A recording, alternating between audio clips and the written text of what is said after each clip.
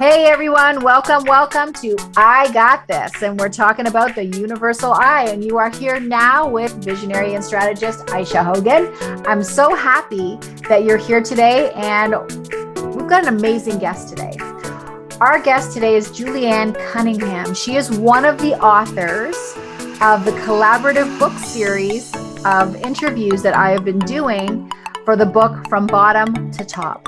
And for those of you that are joining for the first time, From Bottom to Top is really, it's a collaboration of stories, our stories of how we all hit bottom in our lives. Those moments where we felt raw, where we felt naked, where we felt like we didn't even know what we were going to do next. And if there was a way out of the mess we got ourselves in. And the choices we made to get out of them. And the reason for From Bottom to Top is to let everyone know that there's always a way out. There's always a way out. There's always options you have not considered. And anytime we think we've tried everything, I can guarantee you haven't, because there's always a way out. Just might not be very clear to you right now. So Juliann, thanks for joining us today, and thanks for being an author. Thank you, Ayse. It's been a pleasure to be a part of this amazing program. I'm very grateful. Thank you. Thank you. I want people to get to know you a little bit before we get into this. So can you tell me who and where are you in your life right now? Right now, I am remarried. I have 3 grandchildren I'm enjoying. I'm rebuilding my life again. So it seems like every time we turn around, we think, oh man, I'm just trying to build my life once. But in reality, as we get older, each decade of our life changes. And we find that maybe we are constantly rebuilding and redefining ourselves. Yep, absolutely. Absolutely. And so you are also a wonderful facilitator. So let's talk a little bit about that and what you do. Well, I teach yoga with hypnosis.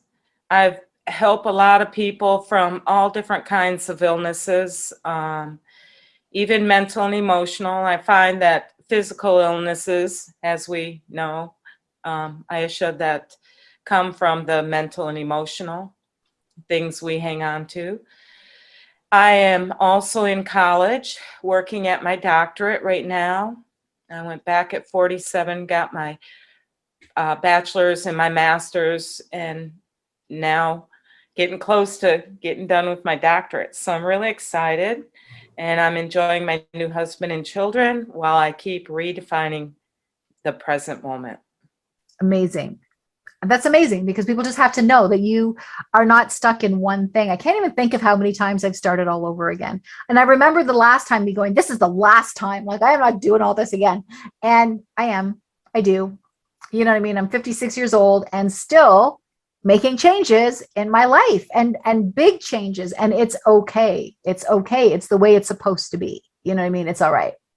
But I think we get the mindset when we're younger that when we start hitting, our late 50s, early 60s, we're like, oh, we're looking towards retirement. We can kick back and enjoy our lives, travel, enjoy the grandkids and all of that. And life has a sense of humor. It throws curveballs. And then we find out that, no, we can't do all that. So a lot of it is our perception, what we built up in ourselves and what we hang on to, that we're facing in the mirror when we make changes, or when we realize we have to make changes. We're like, oh, but I like being here in misery and pouting and feeling sorry for myself. Well, it's because it's comfortable. It's comfortable. We've talked about that in lots of the episodes now. And it's just, we find comfort and familiarity. And it's just because it's familiar, even if it doesn't feel good, we'll stay there because we know it. We know what to expect from it. There's no surprises. It's predictable, right? But we want the surprises. We need the opportunities and the obstacles and everything that shows up with that. So when you hit bottom, without giving away too much of your chapter, because we certainly want people to read it, but without giving up too much of your chapter, when did you know? What were the signs that said, I'm in danger, I'm in trouble here? I think something really hit me hard when I was praying about my life before my big D. And it was as if I laid in bed and as if God just pushed, I was praying about it. And it's as if he just pushed behind my back and said, you're going to go through this. And I didn't know what this was.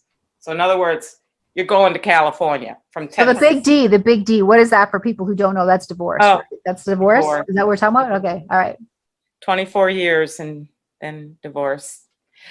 But so that was a big thing. I really didn't want to go to California, but there was a push. And somehow that it was almost like the universe was making me go through this to learn something. And I did not have no clue that have gone through all I did. It was just so opposite of my world and everything I am.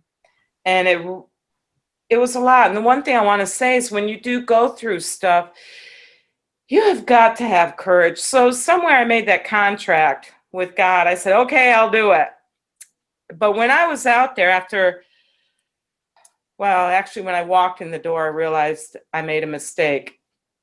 But sometimes you walk into life or into situation, you go, it's not right and you don't want to go there, but you have to face it. So it takes a lot of courage to say, I'm going to go through this, but it's not where you begin or where you end, but it's rather how you take your journey while you're going through it, because that's the lessons. You're going to receive a lot from it by how you take that journey, right, wrong, or indifferent, whether you like it or not. Go through it, get through it, let go of it, and reshape yourself. It takes a lot of courage to go through these stepping stones. It's hard to make that change. And I will say too, we were talking about this the other day, and it's chaos, right? So chaos. Usually when you make a change, a big change, there's going to be chaos. And I think that that's what everybody is afraid of, the chaos that it's going to cause. But there's a difference between chaos and havoc. Mm-hmm. Right. Havoc is just, when the Tasmanian devil comes in and it's all just, that cartoon, and it's just messing everything up and it's a big dust storm. Chaos is very different than that. Chaos is the changes that have to happen in the beginning of something new. And that's always the changes. There's always an uprooting. There's always things that need to finally settle down into this new way of being. And that is your chaos.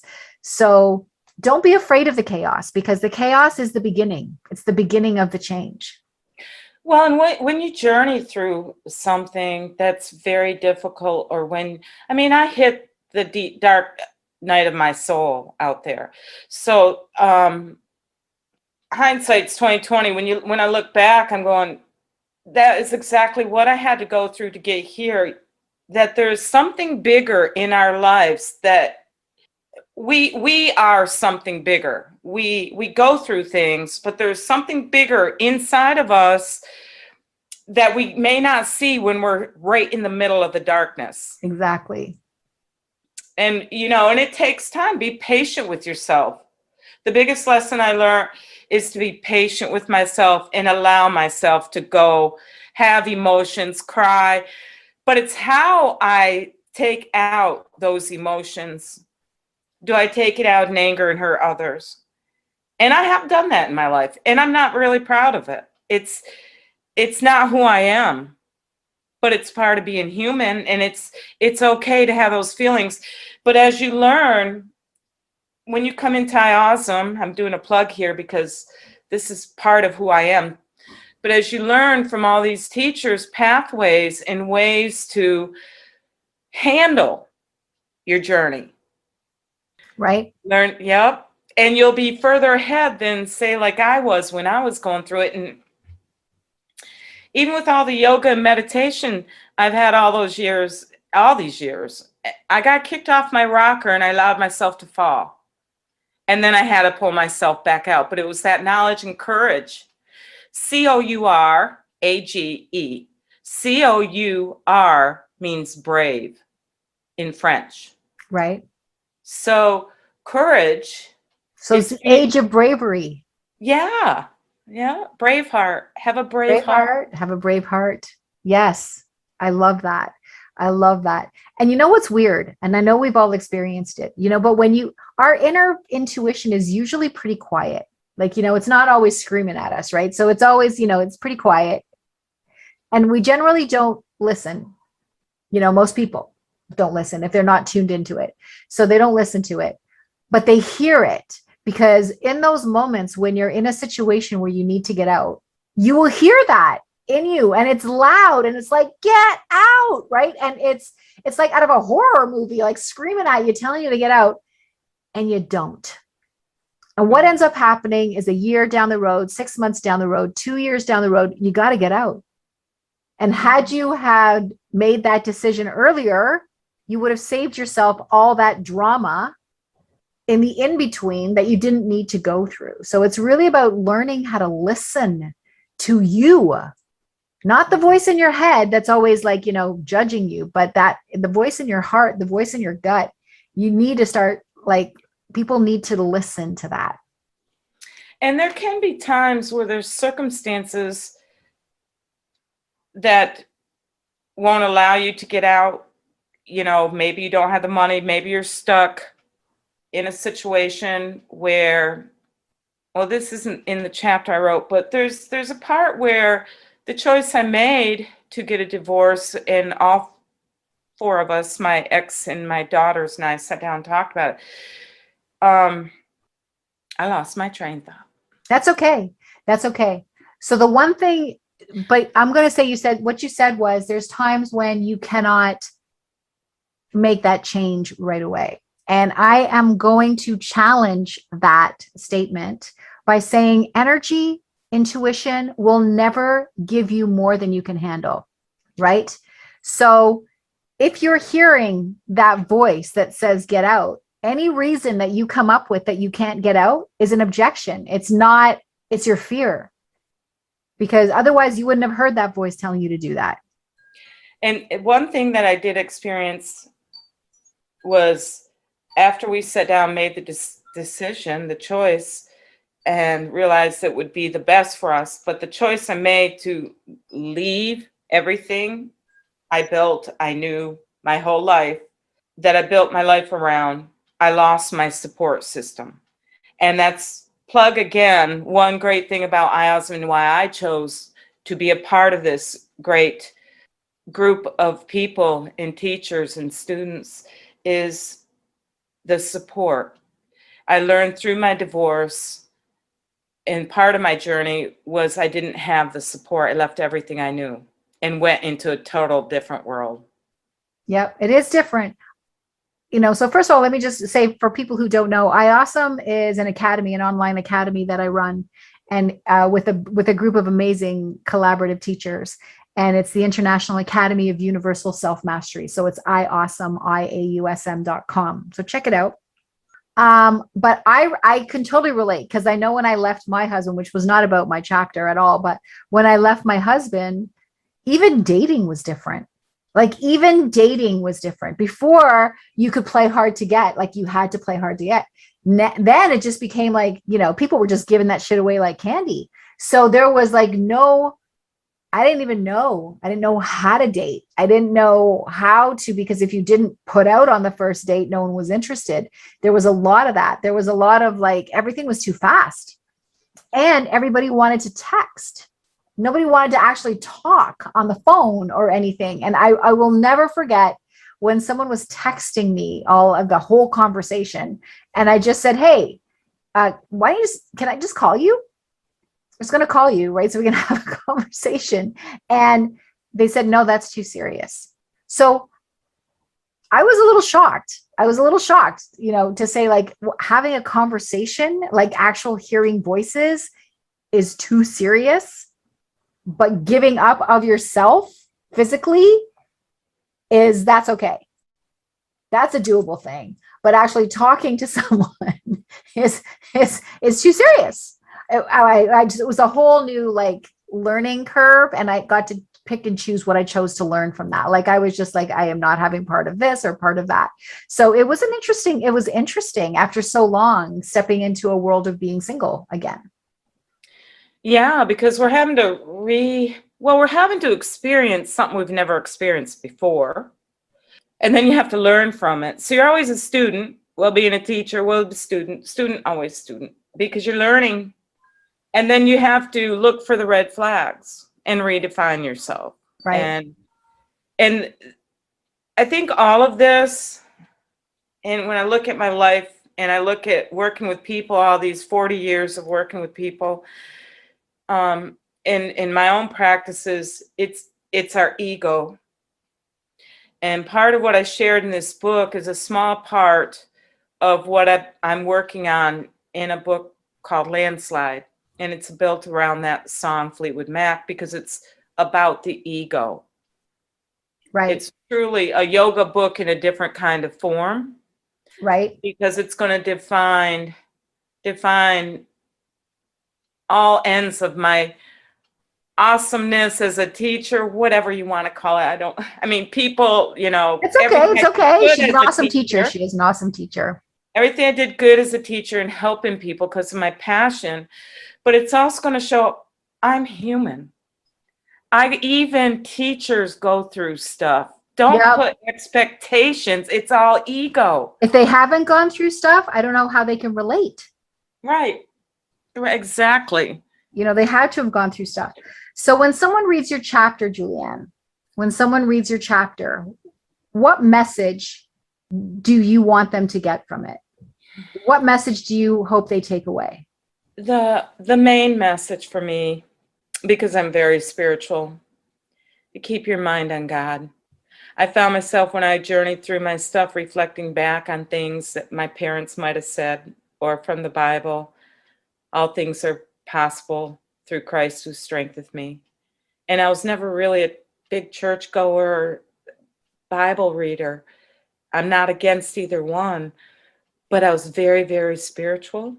So that is a big message. Don't get in your own way. Meditation is so, so important. So Julianne, when someone reads your chapter, what is it that you're hoping that they take away from it? What is the message that you hope they take away? Believe in yourself, trust in your heart, trust that you're in the higher plan of life. God has a purpose for you in life. You have to know that and trust that. What got me through it after I came back, 3 years after, and I came back from California, I was still stuck, kind of stuck. And I couldn't figure out, I would say depression, very intense. I'll still get up and functioning and stuff. It wasn't like that, like I couldn't get out of bed, but I really struggled. I was really stuck. And I prayed about it. And what it says, gratitude. I would get up every morning and say this prayer. My whole life turned around. That's when I went back to college. But I would say this, and I would yell it to the top of my lungs out the backyard. I'd yell it anyway. Thank you, dear Lord, for this day, and I really mean it from the bottom of my heart to the depth of my soul. Amen. If you give gratitude, it's such a powerful tool. I even had to say that to my husband this morning when he was leaving for work because he's kind of like tired, not feeling great. And it's, honey, go take your shower, and while you're in there, give gratitude. Yeah, gratitude is a key. And then, like my mom used to tell my dad, don't worry, be happy. So find laughter and joy in yourself. Go light on yourself. Love yourself. Be gentle and kind to yourself. You can't be that to others till you are that to yourself. Absolutely. Thank you. Thank you for your time. I love that. I'm just going to end this interview on that note because that's amazing. Thank you so much. Thank you for sharing that, Julianne. Thank you for being a part of From Bottom to Top. I know you snuck in right near the end there, so you got right in. And I'm so glad that you decided to be a part of it. And I'm so glad that you are a part of IAUSM as well, of the Academy. You have so much to share. And I'm so glad that you're with us so that you can share that. So thank you for everything.